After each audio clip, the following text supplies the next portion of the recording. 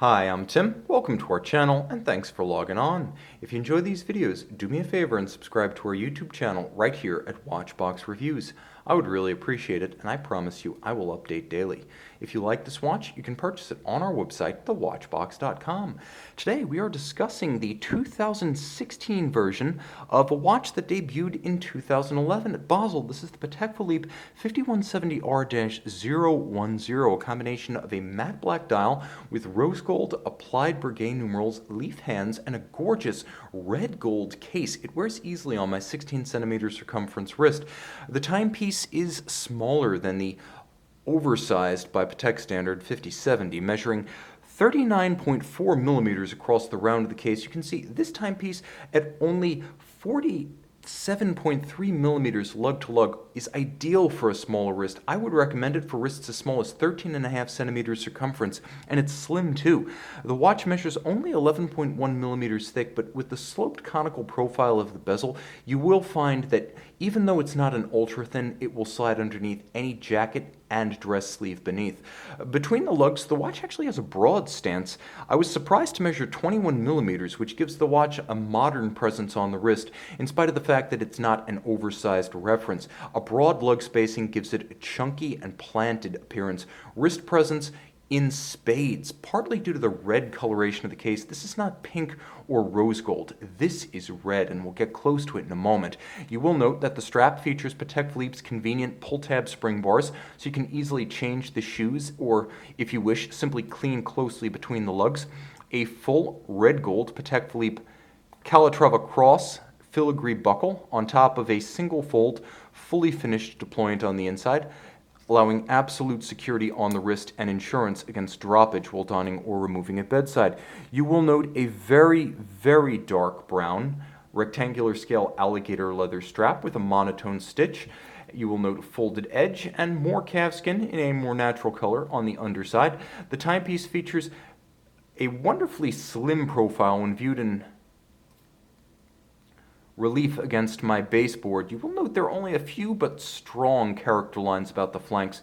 The graceful lug-to-lug sweep of the case band, the curvature of the lugs themselves, and then the strong, hard, horizontal sweep of the junction between case back and mid-case and bezel and mid-case. The bezel itself is minimalist and conical in profile. Let's give ourselves a bit more light. You can see that Patek Philippe didn't overstyle this one. They went for a few punchy, strong details. The hard geometries of the caseband are masculine in character, even as the flowing, graceful, somewhat florid Breguet numerals and leaf hands at center have a measure of femininity and grace about them.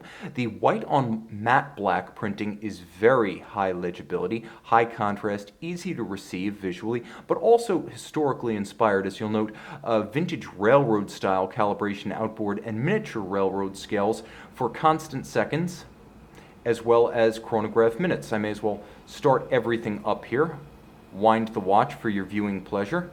The timepiece does feature hacking seconds, but hacking seconds not in play at the moment. I just let the watch run down. The timepiece also features a wonderful matte finish about the dial, which I cannot overemphasize. I mentioned it's matte, but in photographs and possibly even on this camera, it appears glossy. Make no mistake, this dial has a different look about it. The light seems to disappear into its black base. It's almost like a Vanta black effect, if you've ever experienced that. Vintage-inspired, rectangular, alternately polished and satin finished pushers on the flank.